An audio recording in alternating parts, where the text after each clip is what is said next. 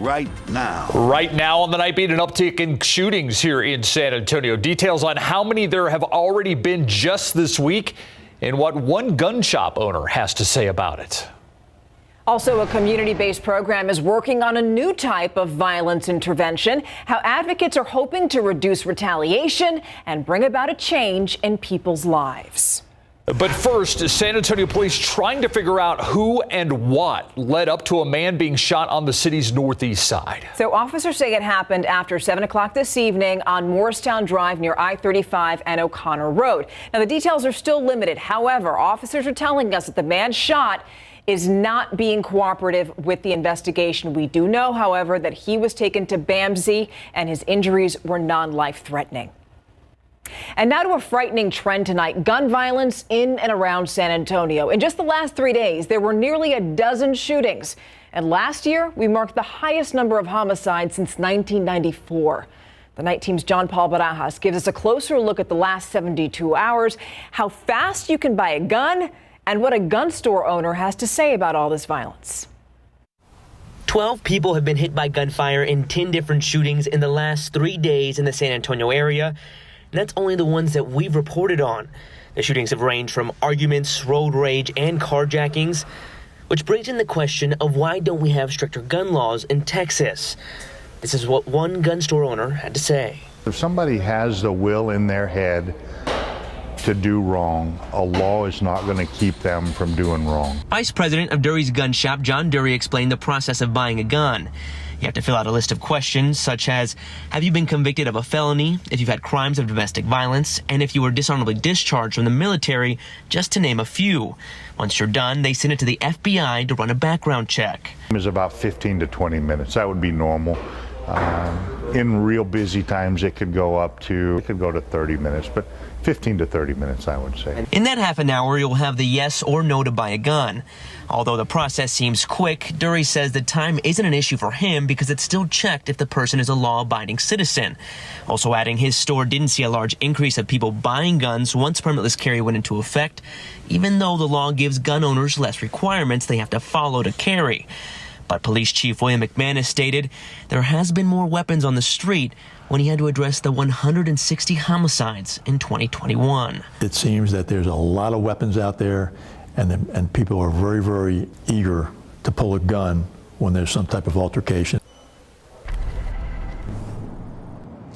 According to Chief McManus, at least 85 of the 160 shootings in 2021 are still not solved yet.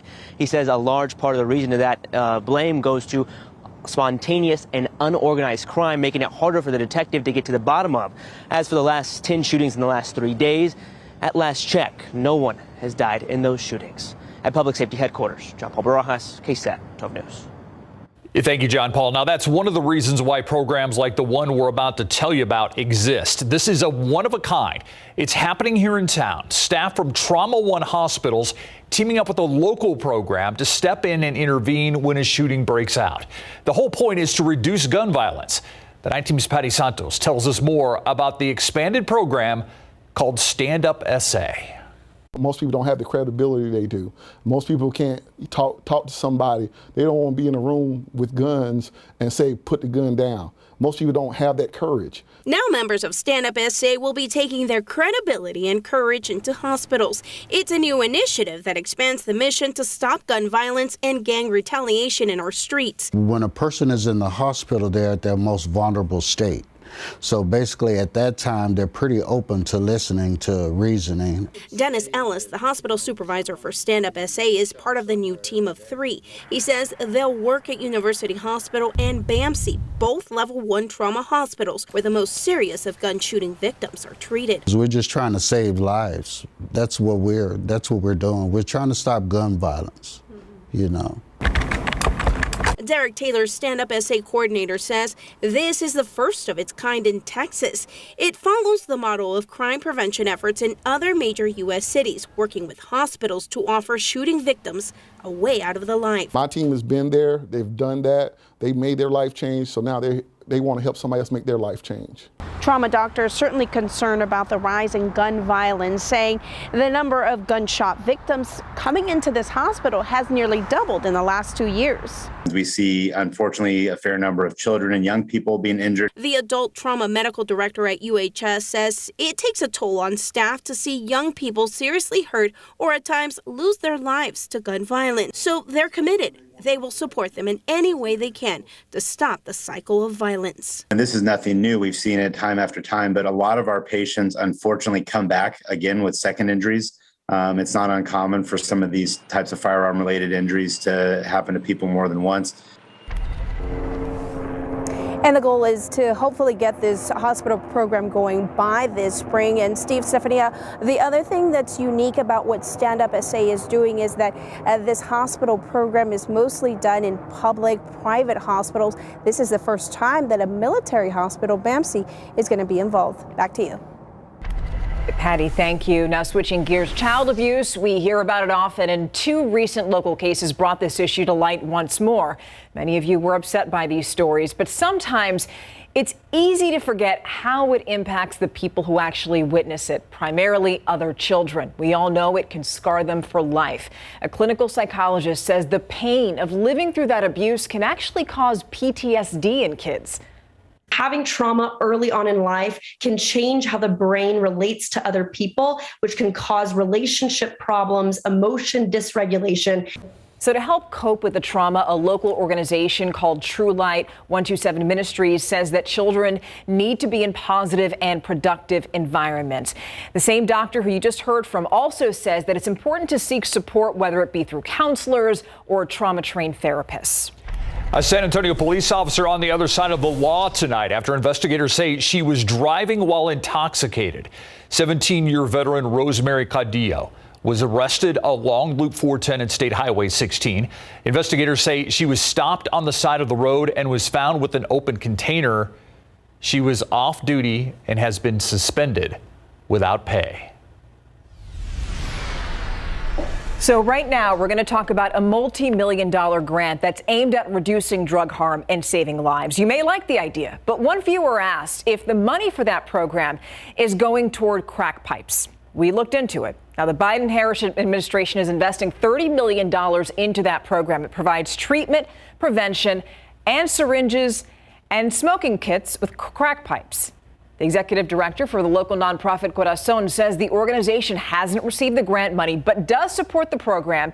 He's saying that it could save lives. A holistic harm reduction program is more than just needle exchange and cooking kits. It's about policy and advocacy. It's about street outreach. It's about case management and getting people into homes.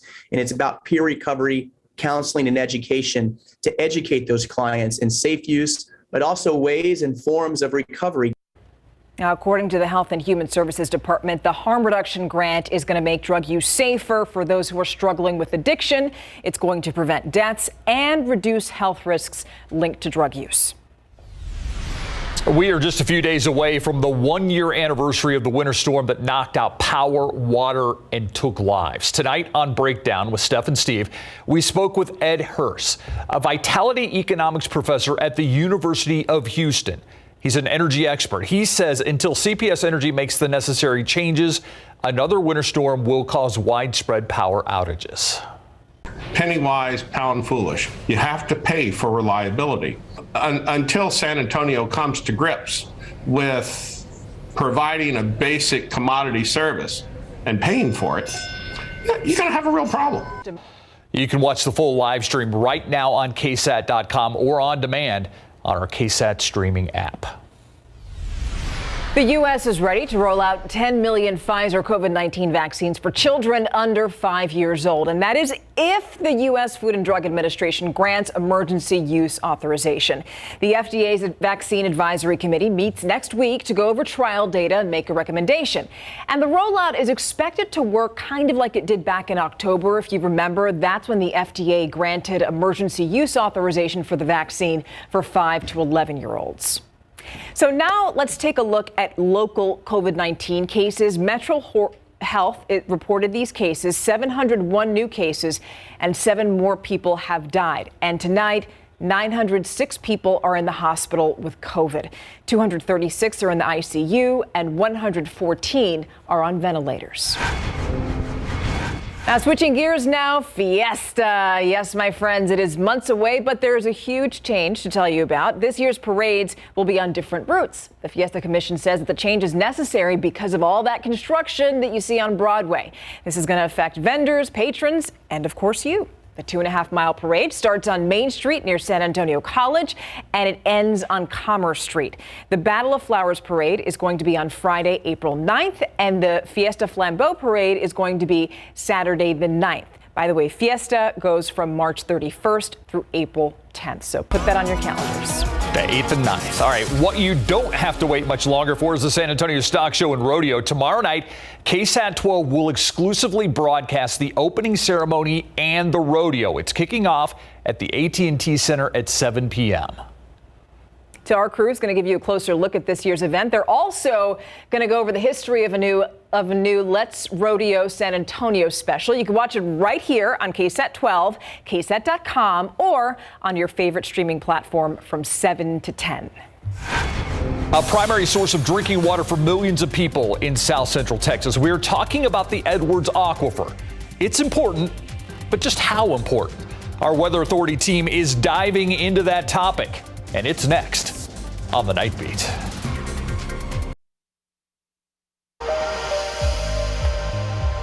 A new episode of KSAT Explains dropped this week. It's out now for you to watch on demand, and it is all about the aquifer. So you know what it is, but how does it work? Here's Myra Arthur. You hear our meteorologists talk about it every single day. The Edwards Aquifer. It is the primary source of drinking water for millions of us in South Central Texas and in the Hill Country. So you know it's important. But there's a lot more to the aquifer than just how much water it holds. In this week's episode of KSAT Explains, we teamed up with two members of our Weather Authority team to dive into how the aquifer works, why it's so heavily regulated, and the conservation efforts that are in place to preserve it. Here's Justin Horn with a look at KSAT Explains the Edwards Aquifer. On KSAT, we always show you this graphic of the aquifer. It shows the level, but what does that number mean and where is it measured? It's actually measured in this building here behind me. This is the J17 well. It's located at JBSA Fort Sam Houston, and they invited us inside today. So let's go take a look. Inside, a typical monthly checkup of the well is underway by Charles Crawford. Right there. So we'll bring it up and we'll get J17 is literally just a small hole in the floor surrounded by a box, drilled in 1914 to supply water to Fort Sam Houston.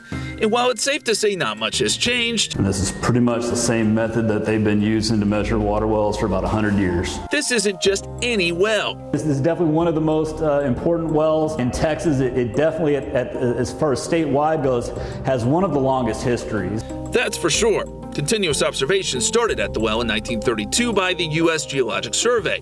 The amount of historic data is what makes J17 so valuable to aquifer scientists, along with its location over the aquifer, of course. Nowadays, we get an electronic aquifer measurement every 15 minutes. So you can kind of see down hole there. So this well actually goes down to 874 feet. It's cased to about 600 feet cased, and then it's just kind of open hole rock from there on. And so the instrumentation is the three instruments, the pressure transducers that are down there are underwater. They have to be underwater to get the pressure. And then that information, like I said, is transmitted up through these cables over here to our data logger. From there, some conversions take place, so that number can be easily compared. It measures in pressure, and then we do a conversion that then converts that pressure to what we call the feet above the instrument, feet of water that sits above the instrument. So once we've got that, we know where the instrument is set at, then that's when we get the depth to water. So what we measure is from the top of the land surface to the top of the water is depth to water in feet. And then we do another little bit of calculation and we get the water elevation, which is the elevation of that water level in reference to feet above mean sea level. Trust me, it's a lot of math. But in the end, that's where we get this number that you see every day. And it's that one little number that sets water policy for millions and determines things like when you can water your yard. It is vital.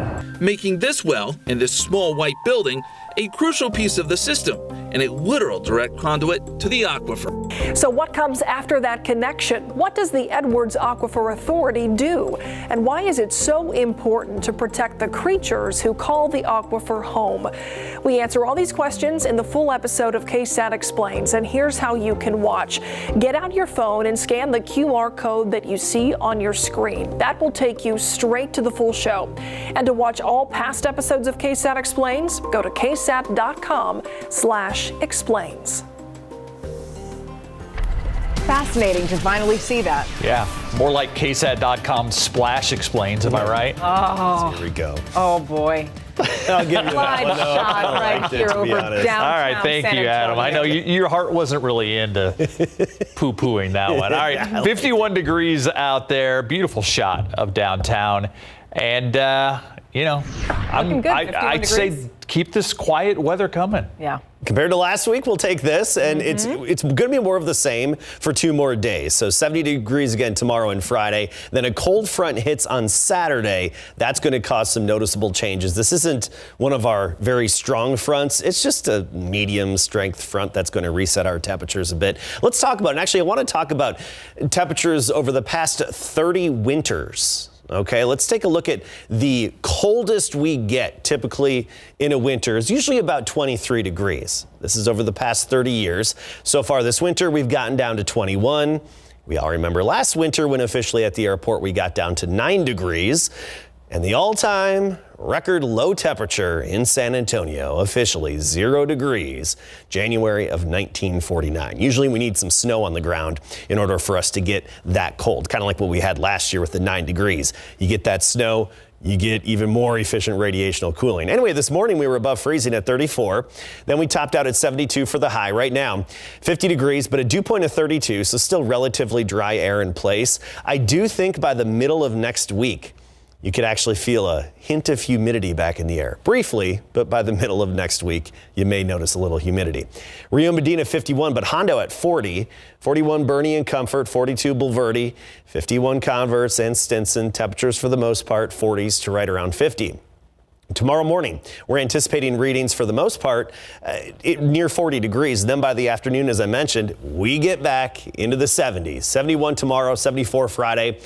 But then look at the drop on Saturday. That early morning cold front will likely keep us in the upper 50s for highs on Saturday.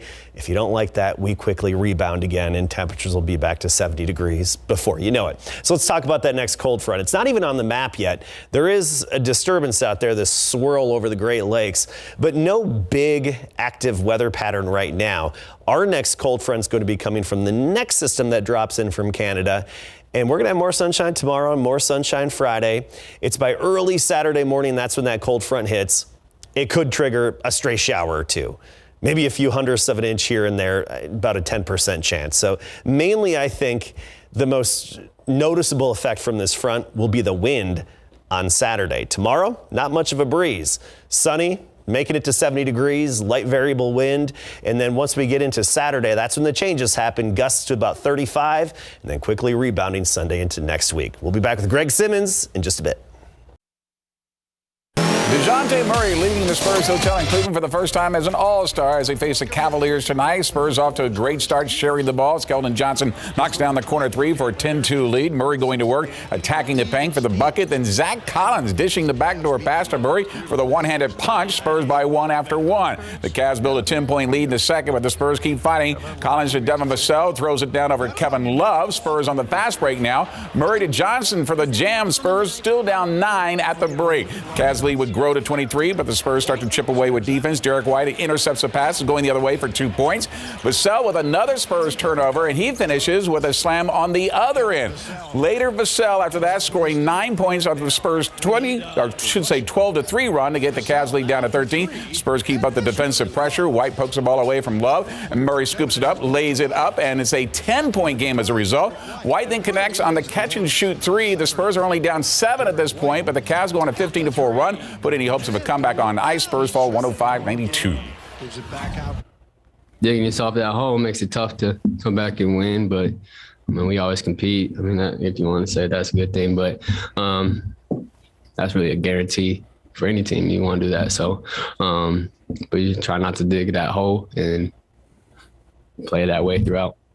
All right, next up, Atlanta on Friday. The Spurs have executed at least one trade today involving the Utah Jazz and Portland Trail Blazers. Spurs are sending Juancho Hernan-Gomez to the Jazz, part of a three-way deal. Hernan-Gomez only played 5 games for the Silver and Black before he was sent packing. Here's a look at the rest of the trade. And we update, it's Tomas Satoransky, who the Spurs receive in the deal. The second-round pick is now in 2027. It was Pop who broke the news to DeJounte Murray that he was going to be an NBA All-Star, an emotional moment for the 6-year veteran who missed an entire season back in 2018 and 2019 after tearing his anterior cruciate ligament in the right knee in a preseason game against the Rockets. All his hard work paid off, and he's now one of the premier point guards in the league who's about to break the Spurs record for most triple-doubles in a single season when he hits 15, just one triple-double away. Hasn't hit him yet that he's an all-star.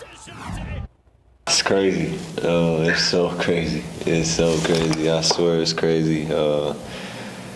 It's definitely hit me, but not as much as I say that it should. I'm still like halfway like, nah, this is a dream, and the other half like, nah, it's real. All right, Super Bowl 56 could set a record even before kickoff. Next. Pro football coverage, powered by Davis Law Firm. Los Angeles under a rare heat advisory in the middle of winter for the rest of this week and for Sunday afternoon for Super Bowl 56. Remember, kickoff is actually 3:30 West Coast time, where National Weather Service officials say temperatures could be as high as 90 degrees at kickoff, which would be a record. Remember, SoFi Stadium has a roof that is more of a canopy that allows light in and actually doubles as a giant video screen. You can see the game live from outside if you're in a plane landing at LAX, and the sides can be closed with giant panels to help ease the heat. Now, one of the big stories for this year's NFL Championship is the fact that Rams running back Cam Akers is able to suit up and play after rupturing his Achilles tendon in July that normally takes 9 months to recover from. But he did it in less than 6, returning the Rams' last regular season game against the 49ers. Nothing short of a miracle. I just feel so blessed to be able to be here, you know, physically and be able to contribute. You know, not many people would even be dressing out, you know, or even, you know, be on the sideline. So I just feel blessed.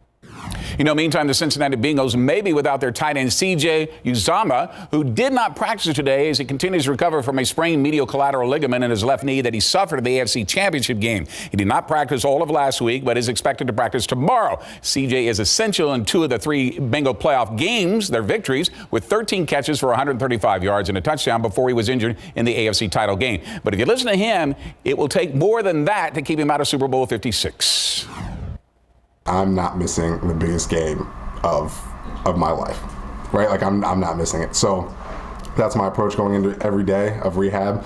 If I wake up and I'm like, oh man, it's a little sore, it doesn't matter, right? Like right when I get into that building, right when I put my feet on the ground, it's all right, it's go time. Let's get this rehab going. Let's do everything I can to make sure that I'm ready and available to play. All right, we'll see if he's suited up on Sunday for kickoff at 5:30 San Antonio time. 15-year-old Russian figure skater Kamila Vilela, who won the gold medal for becoming the first female skater to land a quadruple jump at the Beijing Games, has tested positive for a banned drug. Now, that's according to Russian media tonight that says the sample was taken in December. The drug in question is a cardiac drug, not performance enhancer, but is on the list of banned drugs by the World Anti-Doping Agency. Now, the big question is, what happens? Yeah. Do they strip her of the gold medal? Do they strip the entire team of the gold medal? We'll see. Interesting. Hasn't happened yet. All right. Thanks, Greg. We'll be right back. Sunny, 70 the next couple of days. Saturday, you'll notice the changes back down in the upper 50s for a high and some gusty winds at about 35 miles per hour and maybe an isolated sprinkler shower in the morning. That would be it. And then temperatures do rebound pretty quickly thereafter. Happy birthday, by the way. Yes, happy birthday to you, Adam. Thank you. Steph last night, you tonight. The best people born in February. We're on a roll. That does it. Have a